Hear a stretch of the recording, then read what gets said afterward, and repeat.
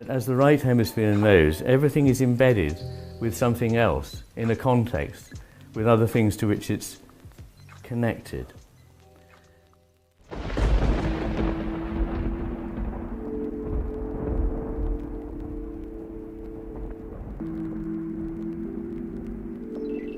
And I'm reminded here of a joke which a Jewish friend told me about a rabbi who's very poor but very spiritual, and his life would be very much more comfortable if he had some money, and he prays to God, please let me win the lottery. And his prayer never seems to be answered. One day he's at prayer, and God says to him, look, Samuel, meet me halfway, buy a ticket. And I sort of feel there's a deep spiritual truth in that we only get there if we are prepared to buy a ticket.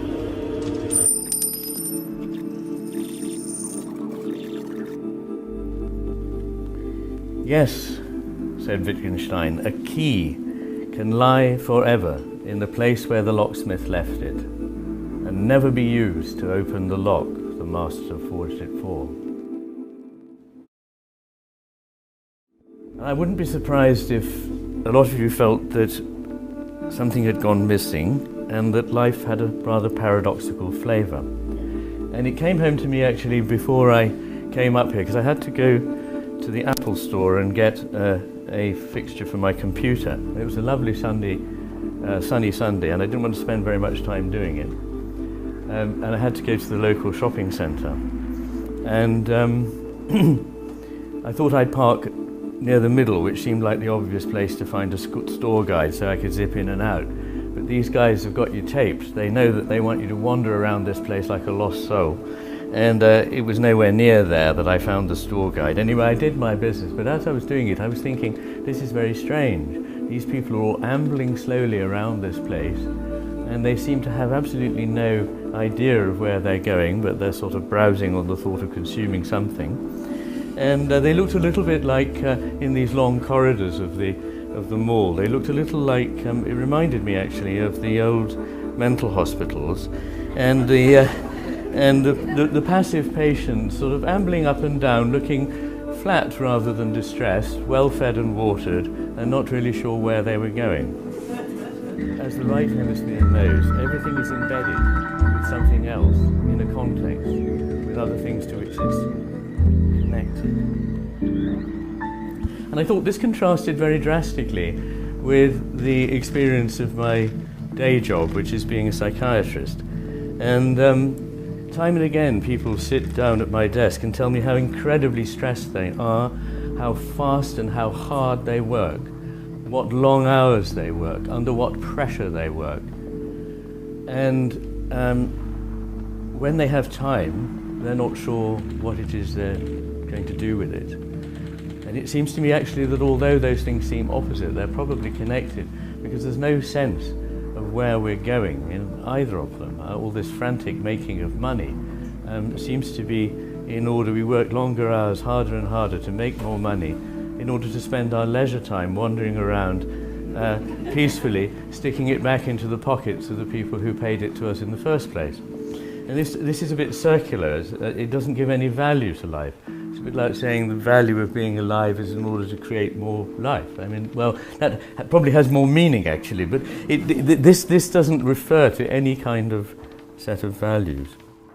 How did we get to this point? I mean, you know, if you roll back the clock 50 years, certainly entertainment wasn't one of our gods back then. I think you can roll the clock back really thousands of years when you have arguments in Plato about what kinds of pleasures are more worthwhile than others. I mean, I know that in certain moods, when I'm tired or when I'm in some sort of pain, I want kind of infantile pleasures. I want to sit and receive pleasure without having to give anything or do anything. And you just had me flashing on the amount of time I spend on Tetris on the computer. Yeah, which the thing about it is that, you know, this stuff seems to me to be a little bit like candy. I mean, candy's all right, a couple pieces of candy a day. When it becomes your diet, you get sick really fast. Part of our problem seems to be, I think, that, first of all, that the candy's getting better and better and better. And second of all, that I think somehow we as a culture have stopped or are afraid to teach ourselves that pleasure is dangerous. and that some kinds of pleasure are better than others, and that part of being a human being means deciding how much of active participation we want to have in our own lives. I'm not trying to make it sound like I'm anti-TV or anti-entertainment. I just think that it's a really sort of exciting opportunity to decide whether our relationship to the world is going to be fundamentally passive and infantile, or one that's sort of active and hard and takes more work. And there are a lot of paradoxes involved, because we're not just sort of working insanely hard and yet drifting, but we're also searching terribly hard to know more and accumulating a vast amount of information, and yet we seem to know less and less, and certainly not to be becoming wiser. Now, is there a point to this? You and your board are idolaters. You rest comfortably in seats of inscrutable power, hiding behind your false idol, far from judgment, lives shrouded in secrecy, even from one another, but not from God. We pursue happiness, but we get misery. We pursue freedom, but we're ringed by CCTV cameras, and we're probably more spied on than any people that have ever lived. In education, we feel something must be amiss. O Albrecht, Albrecht Dürer, du reitest durch die Länder. O Albrecht, Albrecht Dürer, du hältst mit deiner Bande. Gefürchtet von den Bösen, geliebt von allen Guten, Guten, du Dürer, Albrecht, du. O Albrecht, Albrecht Dürer, du reitest. Wir möchten uns für dieses Lied entschuldigen. And the way to sort it out is, of course, to have targets. Quite an interesting idea, this idea that you know what it is and you aim straight for it and you get it. Targets and algorithms and systems and checklists and procedures and guidelines. And this is all about making sure that you have the right product. But somehow this doesn't seem to be working.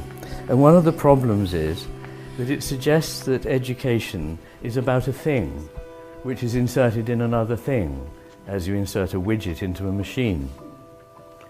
But it's not like that, of course. It's about a relationship. Education is about a relationship. It's not a substance.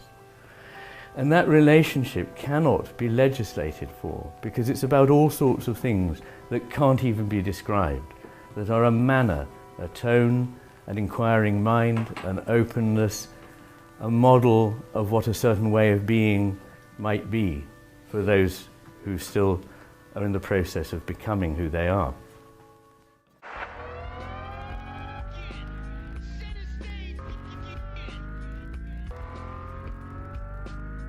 It's a bit the same in health, which is my business, and I get lots of helpful guidelines that tell me how to treat the depressed patient, and I get lots of helpful guidelines. I'm mystified. Who is this depressed patient? You know, I've never met this depressed patient. I just meet lots and lots of individuals who have varying degrees and varying kinds of distress, and the idea that they could all fit into an algorithm generated somewhere just north of Piccadilly seems a little bit curious, especially as it's generated by people who self-selected for not really enjoying spending their time with patients. I spend most of my time with patients, and I know that there's something there that needs to be different in every case, and yet that is not the direction in which we're heading, because we're very keen to make sure that the product is correct. But the product is a relationship. It's nothing to do, it's not a thing. Health is not a thing, it's not a commodity any more than education is. It's all about a relationship, the relationship between the doctor and the patient. And I don't have a computer in my room. And I don't have a computer in my room. And I can't tell you how many times people come in and sit down and say, "Oh, how nice to be talking to a doctor who's not tapping away at a keyboard and looking at a screen." This seems obvious, but there are huge pressures on me to adopt a screen and a keyboard, and my very able therapists are being given algorithms about how to interview patients, which makes them think that the therapist isn't really listening to them at all, doesn't know anything, and isn't really interested in them, but just in ticking boxes. Now, if the world really were a world of things that we needed to get and take and use, some of these attitudes might make sense, but in fact they end up with us achieving the opposite. So we don't actually believe in our doctors as much as we used to when they could hardly do very much for us. They had perhaps 6 cures, but they were very well respected and they did a good job. And you know, a lot of my teachers would be struck off these days, not for nefarious practices, but just because they were too eccentric and would have refused on principle to fit in with all these guidelines and boxes and whatnot, because they saw the whole point of education to alert me to this being the danger of things. And policing is much the same. Actually, funnily enough, policing, which used to be something that we respected, we respect less and less because it's all about procedures and controls, and it's no longer about relationships. So there's something odd going on there, and you know, we've decided that we make things more efficient by competing, and that can be true, but it's true only in a very specialized area where it's efficient when we know what it is we're after, and we go to get it, and we need as much as possible of it, as fast as possible, and with the greatest precision, which is actually what we demand of a machine. Those are the criteria for a good machine. It works fast, produces a lot, and does it very accurately. And this comes from our need for food, because in terms of survival, we need to have part of our consciousness geared up to getting things, as much of it as quickly and competitively as possible and precisely as possible. And for that we need a certain kind of attention, which, as those of you who know my book will know, is served by the narrow focused attention of the left hemisphere, which enables us to seize things, grasp them, utilize them and manipulate them, which is a very important part of being human and a very important aspect of staying alive, and indeed it has built civilizations. So we shouldn't knock it. But the trouble is, we need to know when to use it and when to let it go. And it has a tenacious, sticky quality which drives out another kind of attention to the world. So, in our ordinary lives, actually doing things faster changes their nature, changes their quality, something the left hemisphere is not particularly interested in because it's mainly interested in measuring things, it's interested in quantity.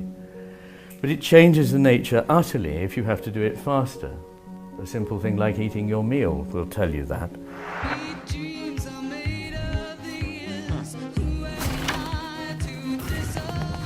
And doing things more precisely is not necessarily better.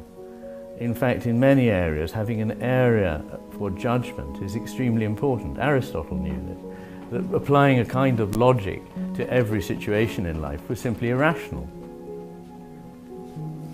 And doing things more is not necessarily better. There is a mean amount, an average amount, or a perfect or optimal amount towards which one might tend, but more and more and more of it is not necessarily helpful. But there are further problems with this approach, and one of them is that, as the right hemisphere knows, everything is embedded with something else in a context with other things to which it's connected. John Muir said, when we try to pick out anything by itself, we find it hitched to everything else in the universe. And he was right, because it is, literally, I believe. The divisions we make are artificial, but they're useful. They help us to deal with the world, but they shouldn't be mistaken for reality.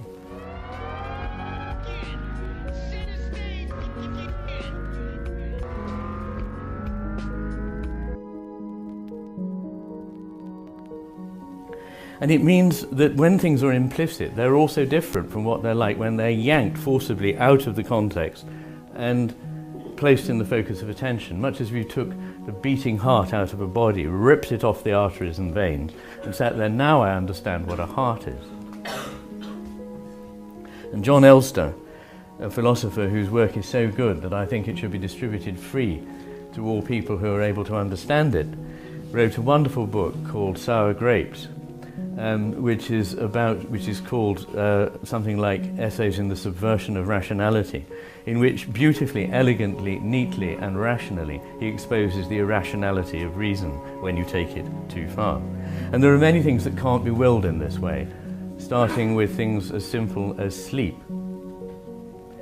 And happiness, actually, which is pretty core to most people's idea of what makes a good life, and sleep's pretty important too, can't be willed in this way. And there are many other things, like being wise, being modest,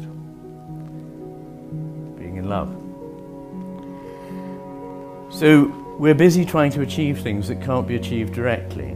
We're also attempting to control what isn't controllable. And we're also inventing things that we haven't an idea why we've invented them, but once they're invented, they can't be uninvented. And they have an interesting impact, because to begin with, they give somebody an edge. And I think of the situation in a football stadium where everybody's sitting watching the game peacefully and somebody stands up to get a better view. And somebody next to them or behind them stands up, and then soon people all around them are standing up, and finally everybody's standing. And nobody's better off than they were before when they were sitting, but now they can't sit down. They won't see anything at all. I'd sort of call that the football stadium paradox, but it's one which most modern developments actually lead to. There's a sort of dilemma we have. We don't really think we're better off with all these things, but if we alone try to give them up, we are powerfully at a disadvantage. And of course, there are things that are left out simply from this calculus that simply can't be reasoned about at all because they can't be specified and they don't admit of an approach. So altogether, this is a very, very paradoxical way to approach the world unless you're looking for food or shelter. In other words, the basics of life. And that's all it's about, utility, fulfilling our needs. But we know that there's very much more that the brain is capable of. I'd just like to add, by the way, that you might think that, well, at least this kind of attitude of dog eats dog and let's just go for it works well in certain contexts. Let's think of big business, might work well there. And I think of the illuminating example of Jeff Skelling, who was CEO of Enron. He decided the selfish gene was excellent. And he motivated his company by fear and greed. Well, look where it led. So this paradoxical nature of things, that they don't actually lead to the place that we think they're going to, is something that we're confronting because of, I believe, adopting this left hemisphere approach to the world. And we first started to pay attention to paradox in the 4th century BC in the Western world. And it's quite interesting that most of the important logical paradoxes started to arise quite specifically around that time. And what's significant about that, in my belief, is that, and I try to outline this in the book, that in the ancient world there was a wonderful balancing of the best of what the right and the left hemisphere give to us in the phenomenological world in which they lived. And there was a terrific burgeoning of the best of what those views of the world, when they're used together, can fruitfully achieve. But as always, there was a drift further and further to the left. And this problem begins to be acute around the time of Plato, when he says, entirely contrary to what the pre-Socratics knew, and what Oriental philosophy also knows, which is that a thing and its opposite may well be true, and that it's not actually the case that one must block out the other. There is a black and white either or. And it also is an era when people start to divide and look neatly, closely and concisely looking for certainty. And this is the function of the left hemisphere, to make the divisions that, as I said, don't really exist in the world but are helpful and useful. So the brain starts to divide things and see that the way to understand them is to find out what it's made of and build them up like that, much as we build things. Nature doesn't build them like that, so it's not a good way to understand them, but it's the way we understand our productions, machines. And so you get paradoxes arising, such as the Achilles and the tortoise paradox. which you will probably all know, but let me just refresh your memories, that Achilles is having a race with the tortoise, and because the tortoise is slower, he gives the tortoise a head start. But apparently Achilles can never actually overtake the tortoise, because first of all he's got to get to the place where the tortoise started from, but by the time he gets there the tortoise has moved on. So he's got to move to the place the tortoise now is, but by the time he gets there the tortoise has moved on. And this is an infinite series, so he can never actually pass the tortoise. Similarly, actually, I can never get from here to the end of the room, because to do so I first have to go halfway, and before halfway, a quarter of the way, and before quarter of the way, eighth of the way, and so I'm condemned to stand here forever. It must feel like that sometimes to the audience, I'm sure. And so on. I won't go through all the various paradoxes, we haven't got time, but they basically take the form. One interesting one which I might just mention is the ship of Theseus paradox, which was about the ship that Theseus did his travels with, which was preserved in the harbour in Athens. And because it needed to be preserved, as pieces of wood decayed, they were replaced. And after about 30 years, all the pieces of timber had actually been replaced. So the question was, is this the ship that Theseus sailed in, or is it not? And this is actually a model of what goes on in your bodies, because of course this is all living things are changing and replacing themselves all the time. Do we actually exist over time, or are we just a collection of particles that keep changing their changing and replacing one another? And I think the problem here could be seen as a loss of the sense of the whole as distinct from the parts, and a loss of the sense therewith of things that flow across time and flow across space and are interconnected. So the Greeks puzzled about this a lot, and they came to the conclusion that there must be something wrong with reality, because it just didn't add up to the logic. The structures of the mind told us this was false, so it must be an illusion. And I'm rather reminded of the modern materialist philosophers who tell us that consciousness, which by the way they're using to tell us this, must be an illusion, because it doesn't actually find a place in the series of propositions. And this is possibly worth taking a couple of moments to tell you about a piece of research which is in my book, and you may remember it, which was some research done on some individuals who experimentally, temporarily had one hemisphere or the other inactivated. And they were asked to look at false syllogisms. For example, all wood sinks in water. Balsa wood is a wood. Balsa wood sinks in water. Now the trouble with that is that balsa wood, of course, doesn't sink in water. And the problem there was the saying that all wood sinks in water, because it doesn't.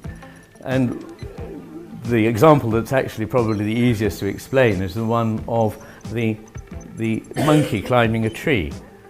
All monkeys climb trees. The porcupine is a monkey. The porcupine climbs trees. So is that true, or is it not? Now, there are two ways of approaching this. And when the subjects were actually asked ahead of time, the particular subject in this experiment said, well, no, of course it's not true that the porcupine climbs trees, because it's not a monkey, it runs on the ground. But then when she had her left hemisphere, her right hemisphere rather, inactivated, so she was answering the question only with the left hemisphere, she replied, well, yes, it does. The porcupine does climb trees because it's a monkey. And the examiner said, but are you sure? And she said, well, no, I suppose it isn't. But then when she was asked again, she said, well, yes, it does, because that's what it says on the paper. But then when she was asked with her right hemisphere, she indignantly replied, of course not. The porcupine isn't a monkey. It's wrong here. So what I think that illustrates is that with one half of our brains, we're wedded to the structures of things as they seem to be in our minds and how they would be if they were followed out. With the other part of our minds, we're constantly reality testing to something outside of our mental world, which is the world of experience. And that seems to be something that, again, I find missing in our world. We're too much wrapped up in the internal workings of systems, which we prioritize over our experience of reality. Now, I said that we can't really, I mean, these are all partial sort of views of things, and they're not, each hemisphere only contributes a part of the view of the world, and they are complementary, although I happen to think, and I give evidence in the book as to why I believe this, that the right hemisphere's view is more primary. But everything that we know can be known only from an individual point of view, or under one or other aspect of its existence, never in totality or perfection. Equally, what we come to know consists of not of things, but of relationships, each apparently separate entity qualifying the others to which it is related. I'm reading that because actually those are my words, and I found them on a blog. And the blogger went on to refer to a Professor Richard Henry at the Department of Physics and Astronomy at Johns Hopkins, who published an article in Nature called The Mental Universe. And the summary of the article was, the only reality is mind and observations, but observations are not of things. To see the universe as it really is, we must abandon our tendency to conceptualize observations as things. And he quotes the physicist Sir James Jeans, the stream of knowledge is heading towards a non-mechanical reality. The universe begins to look more like a great thought than like a great machine. Mind no longer appears to be an accidental intruder into the realm of matter. We ought rather hail it as the creator and governor of the realm of matter. And Sir Arthur Eddington, it's difficult for the matter-of-fact physicist to accept the view that the substratum of everything is of mental character. But, says Professor Henry, that's exactly what quantum physics is showing us. In this article he says the universe is entirely immaterial, mental and spiritual, and we must learn to perceive it as such.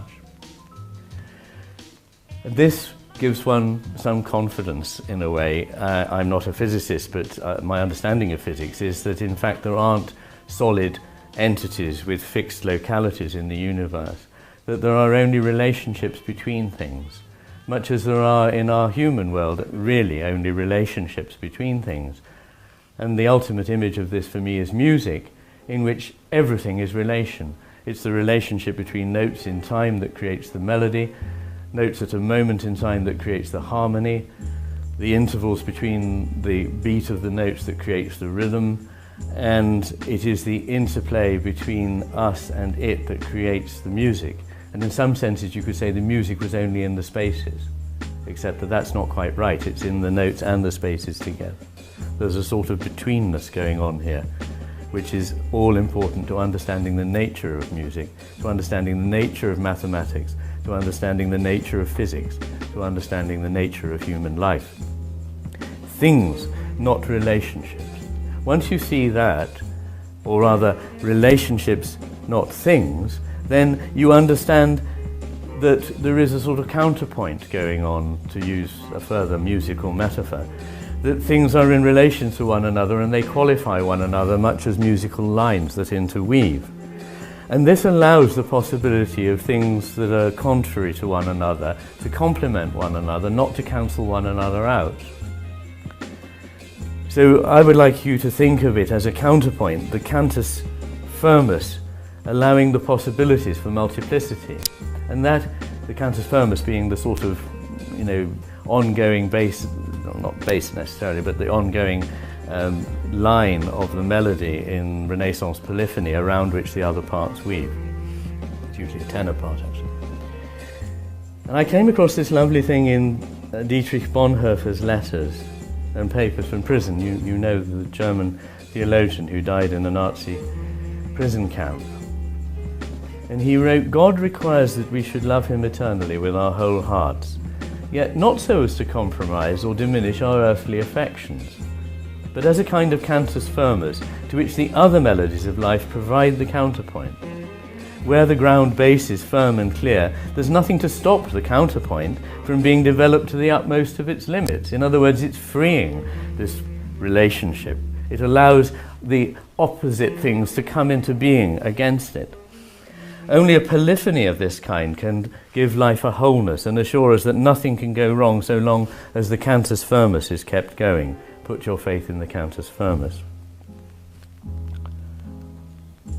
And of course, this means that things and their opposites are brought into relationship with one another and produce something more beautiful than before. This is really a Hegelian idea, that a thing and its antithesis are taken up into something new and living that has different qualities from those in either of the things that went to make it up. And this is, of course, the idea of an emergent property or emergent qualities, and the whole process of creativity as emerging out of an antiphonic or polyphonic melody. Now that's maybe all rather abstract, so I'm going to try and apply it a bit, because I see patients who are sick, and I see a society who's sick, and I see people and individuals. I've seen a lot of research on this where things go wrong with their left and right hemispheres, and as those of you who know, who've read my book, I think that I can also see that in society. If societies are aggregates of individuals in relationship with one another, why would the things that go on in individual minds not also emerge in a society? And I suppose that there are a few principles that are very obvious, but I just want to go over them with you, that seem utterly absent from our world and are often the key to helping patients. They're not particularly rocket science. In fact, they're so obvious that the significance may seem trivial to you, but let me try to put them to you in any case. Instead of a sort of restless striving, which I often find is the case with many of the people who come to see me, we need to cultivate a degree of acceptance. That's very difficult in the Western world, because it's all about being in control and changing things and never accepting things. But I don't mean a sort of passivity. I mean a kind of willingness to understand what it is that we're dealing with. There was a lovely remark you possibly know. Mary Baker Eddy, who was the founder of the Christian Scientists, reportedly said, "I accept the universe." When Carlyle heard about it, he replied, "Gad, she'd better."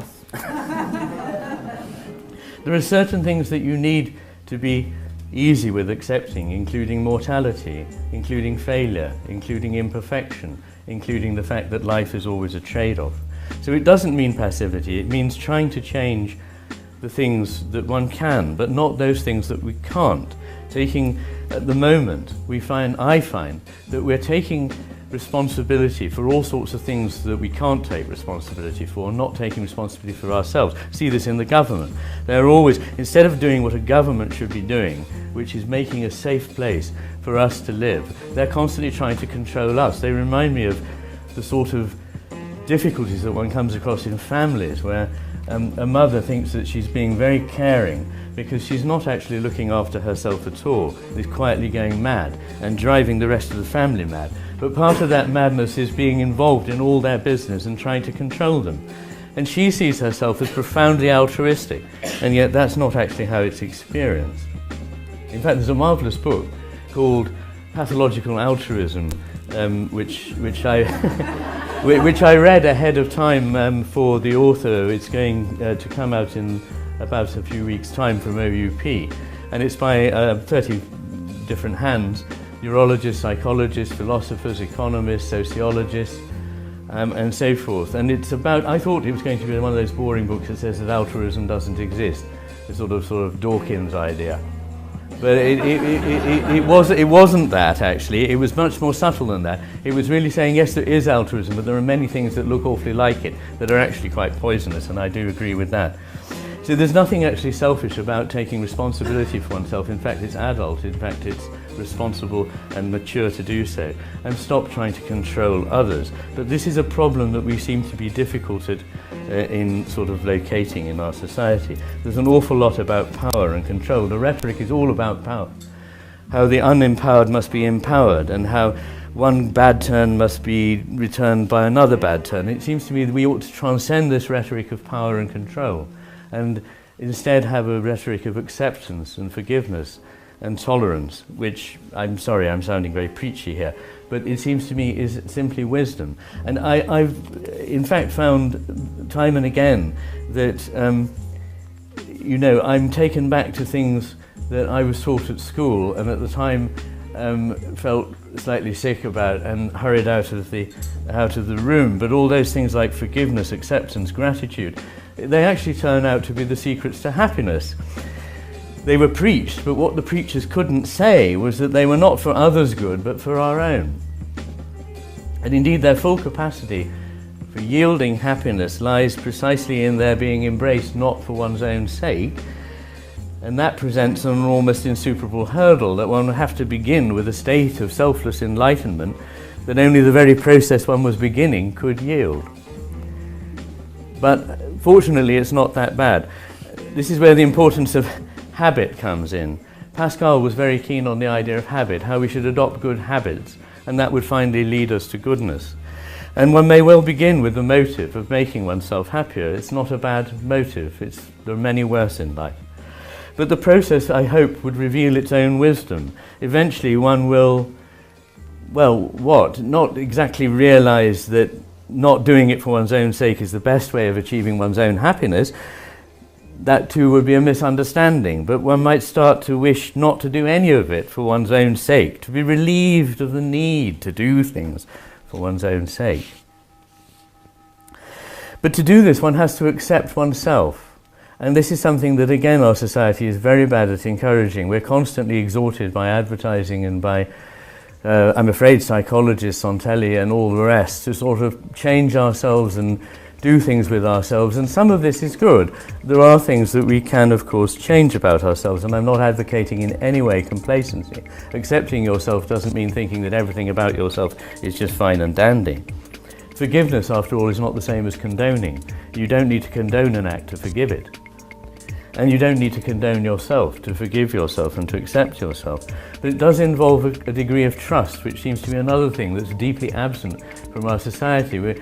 Government is unable to trust us, we're unable to trust one another. And in fact, nothing good can come about in a society without trust. If you start to try to control everything because you don't trust, you really are on the way to hell in a handcart. People will rise also to the level of trust. So if they're trusted, they behave remarkably trustworthily. There will always be exceptions. You will be done from time to time. Sometimes that will be extremely painful.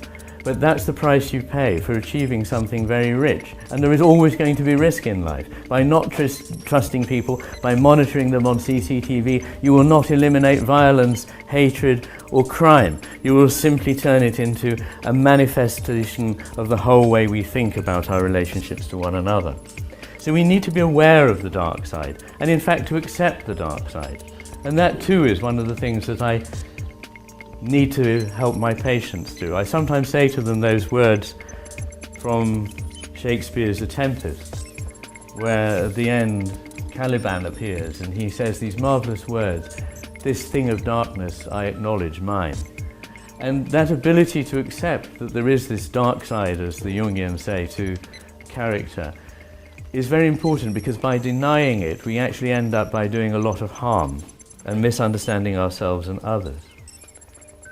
And yet I don't want to overemphasize that either, because there's a slightly different thing going on, which is a constant vilification of the human. And it goes on very much in neuroscience, a part of the world I'm familiar with, where they always talk about the Machiavellian mind of the human, the ability to manipulate and outwit and outdo, and the whole vision is one of human beings as essentially competitive, essentially hostile, essentially violent. This actually has no basis in fact at all. It is in fact as baseless as any of the faiths that these people would be so quick to decry. It's simply a prejudice. Dawkins has a prejudice that children are indoctrinated into religious thinking.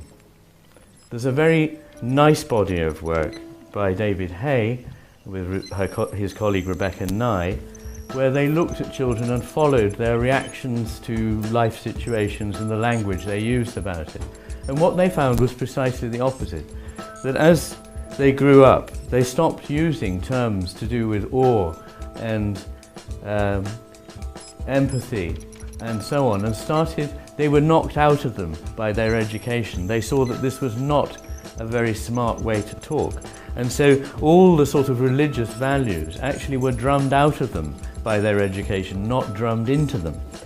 And The biologist James King at the University of New York says that this whole attempt to make us believe that we're just a sort of squalid ape is a shocking attempt, these are his words, to ensnare us all in a pseudoscientific set of rules compounded of obsolete genetics and a cynical interpretation of social relations.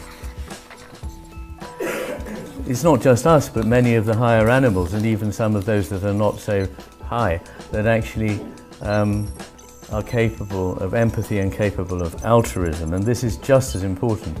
I don't want to go on about the other book because I haven't got time to talk about that, but in the book, the Master and His Emissary book, I was talking about how this expansion of the right frontal lobe is actually the biggest expansion in the brain, bigger than the left posterior expansion, which was the only one I was taught about in medical school, is actually largely about social interaction, the building of empathy between individuals, and thereby the growing of the self. And that doesn't mean the self as an atom, but the self in communion with others. And sometimes neuroscience finds itself hoist with its own petard. Green and Paxton, quite recently, only 18 months ago, wanted to investigate what's called the will versus grace hypotheses. And the idea is there, do we force ourselves against the grain by an act of will to be honest? We're naturally deceitful, but we force ourselves through socialization to be honest. Or do we in fact do the opposite, the grace hypothesis, which is that naturally we're honest and we have to force ourselves to be dishonest. And these worthy researchers, who are actually, extremely well thought of, did some imaging studies, and they found that, much to their surprise, the default position is honesty, and that deception rather than honesty requires the effort of will. Being honest is not so much a matter of exercising willpower as of being disposed to behave honestly in a more effortless way. These are their words. This convergent support for the grace hypothesis is somewhat surprising. We conducted a survey to assess the a priori plausibility of the will and grace hypotheses and found that ordinary people tend to favour the will hypothesis. And another lie about the human being is that only people who are extremely affluent, wandering around those shopping malls, would be concerned about beauty or would be concerned about doing good. And I find that intuitively hard to believe, partly because I don't see them necessarily espousing the values of beauty in their lives, always, and they're not noticeably an improvement morally on any of their predecessors. But I remember hearing on the radio, and I expect a lot of you did too, that wonderful series by Neil MacGregor of the history of the world. And quite near the beginning, he's looking at the very first artifacts, and he says this thing. I downloaded it and typed it out because I just thought it was so brilliant. He's a very, I think, astute man. One of the greatest discoveries for me was that actually, as soon as we start making things, we start making beautiful things. That it looks as though even 1.5 million years ago, we want things to be beautiful. We want them to be complicated. And we want that just as much, apparently, as wanting them to be fit for purpose, the utility. So we need to relinquish black and white thinking about these things. And that, of course, is another thing that helps patients. One of the things that is most damaging is a sort of perfectionism, which they can often see as very beneficial and helpful, but which is actually driving them to extreme positions of black and white, either or. Either I've got to be 100% successful or I'm a complete failure. It seems to me that our society is also built on lots of fundamentally flawed oppositions of this black and white nature. But sometimes it's difficult to move on because of another phenomenon known as cognitive dissonance. And this means that when you've put an investment into a certain position, it's very hard to let go of that position. The reason being, you've got to face up that you made a mistake that might be an expensive mistake in the past. For example, you buy a ticket for a football match, and actually on the evening you're not feeling well, and it's icy cold and wet, and you've got to take 5 changes of transport to go there, and you think, actually, I'd just as soon watch it on the television. But because you've already paid £50 or whatever it is to go, you get up and go. Actually, this is entirely irrational behaviour, because you paid the £50 anyway, and you can either have £50 plus misery, or you can have £50 with comfort.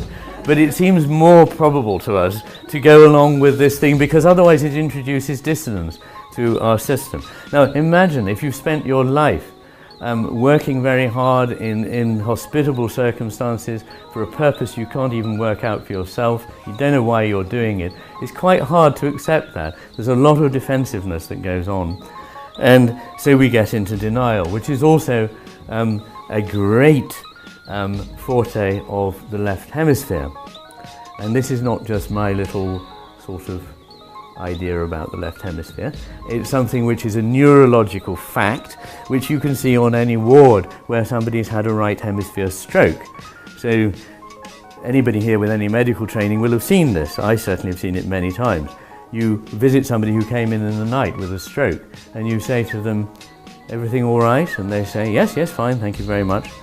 This is with a right hemisphere stroke, so the left side of their body may be paralysed. And you say, sort of, any troubles then? No. Any troubles with your left arm or anything like that? No, not at all. Then, would you mind lifting it for me, please? And they will say, "There, okay." And you say, "Well, I didn't see anything move." And they say, "But yes, I did." And they say, "Well, I'm sorry, nobody else in this room could see it move." And if you actually draw their attention to it, bring it in front of them and say, "There, move it," and they can't, they say, "Oh, it's not my arm. It belongs to the man in the next bed." These are not psychotic patients. These are not mad people. These are people with an affliction, which is that their right hemisphere has gone missing. And it's just not compatible with the right hemisphere's view that there can be anything wrong with itself. It has a polished, perfectionist view of what it's doing. It's therefore very unwilling to accept the contrary arguments, to see that we're actually, as a society, I would say, because I believe that we exemplify this mentality in our world, doing some of the wrong things. There's a nice piece of research here by a couple called Schumacher and and Rousseau, and they sent questionnaires to over 2,000 executives to measure how much they knew about their industries. Managers in the advertising industry were 90% confident they were correct, but they were actually wrong 61% of the time. People in IT, 95% confident they were correct, only 20% were right. 99% of them overestimated their success. This is the world we're now living in. Now, how did we get trapped in this world view of the left hemisphere, which is that of the static, the fixed, the certain, the isolated, in competition with others, a detached, unempathic, unflowing world which has only one value, that of utility, as opposed to a world in which things are seen as seamlessly interconnected, flowing, never certain, constantly changing, but with which we have a relationship of care. How did we get into this trap? I think there are briefly a few reasons. One is that it gives us power. It makes us powerful, and that is hugely seductive. This is the hemisphere about getting. The left hemisphere controls the right hand with which we grasp. It controls the bits of language, not all of language, the bits with which we define things and pin them down and say we've grasped them. So it's the grasping part of us. That makes us powerful, but its version of the world is also extremely simple. It's that it's made up out of bits which can be understood, and then we've got there. And all the bits that don't fit with that are sheared off from the model, and so it's possible at the end of the day to go, "I've explained everything." Because actually you've only explained the things that you allowed into your model. So another thing I think is that it's what I call in the book the Berlusconi of the brain, because it's the one that controls the media. It's the one that actually does the talking and constructs the argument. So it's a piece of cake for it to make its points, where it's quite difficult for the right hemisphere to express things that are subtle, often contradictory and implicit. And I think the fourth reason at the moment why we're trapped in this is because we've evolved a world out there which reflects the left hemisphere's world inside. So that all around us we have the rigid, lifeless, fixed, virtual, represented world, which is that of the left hemisphere. So now we're in this world that we willed so much, that we destroyed so much to get, that we destroyed our lives and our happiness in pursuing. Are we happy? Well, actually no. There's more mental illness now than there ever was. And the pursuit of self-interest has simply not delivered the goods. Over the last 25 years, levels of satisfaction with life have declined in the US, a period during which there has been an enormous increase in prosperity. Since those blessed with employment spend much of their time at work, the quality of that experience matters. In 1955, in the US, 44% of all workers enjoyed their working hours more than anything else they did. By 1999, only 16% did. In Britain, the story is the same. Throughout the 1950s, the British were happier than they're today, despite now being 3 times richer in real terms. In 1957, 52% considered themselves very happy, compared with 36% today. Most countries studied show either a decrease or at least no change in well-being, despite an increase in prosperity. What makes us happy is not wealth. In fact, various estimates have been made, and once you've actually covered the basics of life, you've got food, you've got shelter, very little else matters in terms of material prosperity.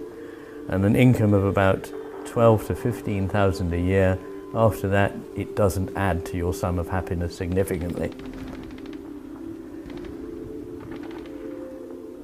What matters is not wealth, and actually it's not even ultimately health, although that is a wonderful thing.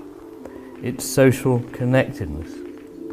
And the degree to which people are socially connected actually governs their health.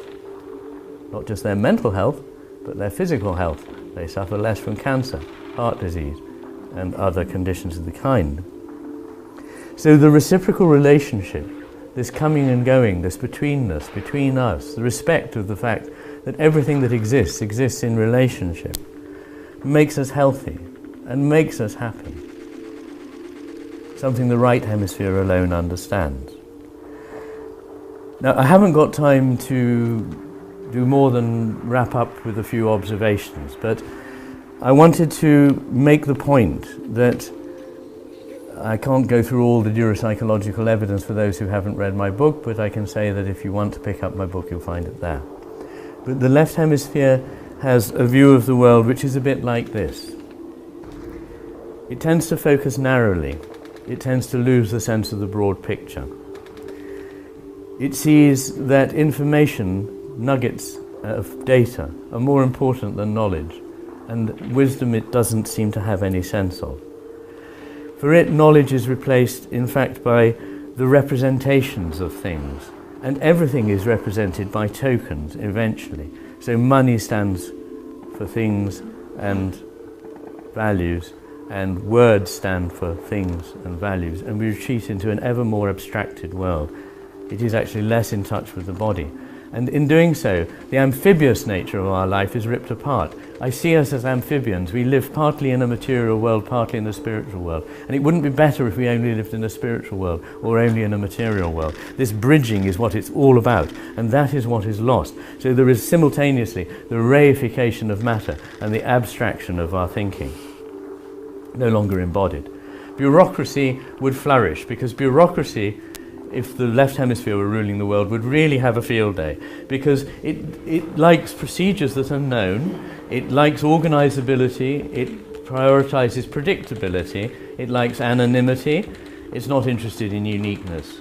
It has an explicit mode of abstracting things. So the unique would go, and quantity would come to be the only criterion, with the sense of quality being lost, because it's the how things are done, the manner in which, that is appreciated by the right hemisphere. Things would become black and white, either or. Systems would be designed to maximize utility, and social cohesion would suffer. There'd be depersonalization. There'd be a sort of sense of paranoia and a lack of trust, because that's the way the left hemisphere is. It depends on control. There'd be a need, in fact, for total control. And the government would show this, and we'd show it in our relations with one another. Equally, we'd become passivized by this process and see ourselves as the passive victims of life circumstances and of others' deeds. Reasonableness would become replaced by a rigid rationality, which is itself unreasonable. There'd be a failure of common sense, and we'd become more competitive, more angry, and more aggressive. There'd be a dangerously unwarranted optimism born of denial. There'd be a deliberate undercutting of things like the sense of awe and wonder, because these are simply not comprehended by it and seem to derail the track of what it is pursuing so avidly, so fast, and so pointlessly. Flow would be reduced to just the sum of an infinite series of pieces, and we would discard all the tacit forms of knowing that we have. We might not even be aware that we had them anymore. Everything would have to become explicit and controlled in what de Tocqueville in 1830-something foresaw as the future of America, where freedom and life would be strangled by what he called a network of small, complicated rules. We would become more spectators than actors in life, and arts would become devoid of their meaning. They'd become conceptual. The visual art would lack a sense of depth, would be distorted and bizarre perspectives. Music would be reduced to little more than rhythm. Language would become diffuse, abstract, excessive, lacking in concrete reference. If that rings a bell,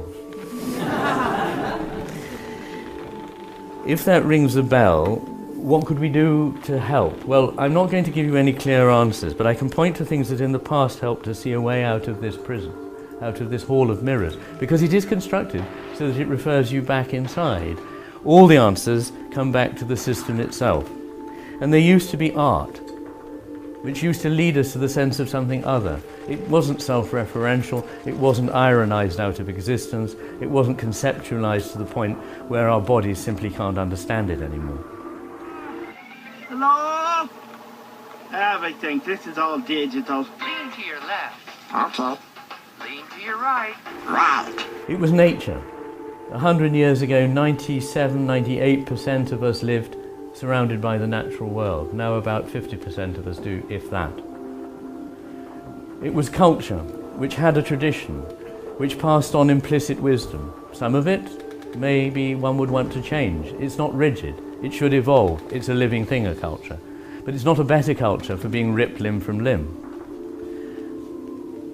And it's religion and spirituality which have been undercut and ironized out of existence in our time. So we could say we're in a prison of our own making. And yet, as Wittgenstein said, yes, a key can lie forever in the place where the locksmith left it, and never be used to open the lock the master forged it for. Thank you.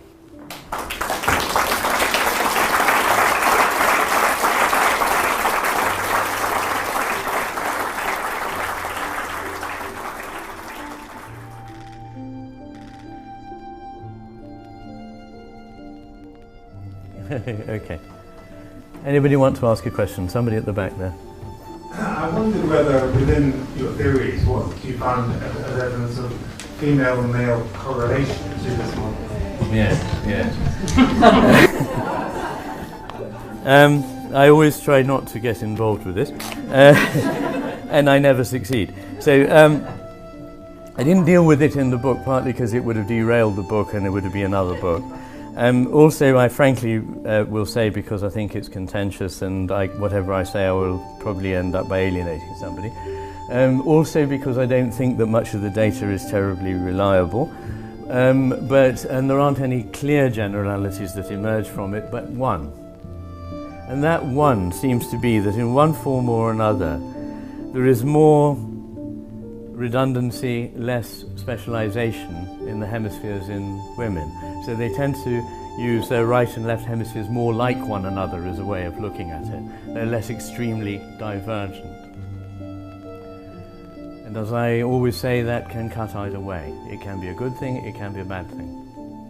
Actually, evolution has spent a lot of time differentiating them, but they also need to work together. So the whole theme of my book is we need division, but we need union. And we need yin and we need yang. And we need man and we need woman. And we don't have to have a competition over it.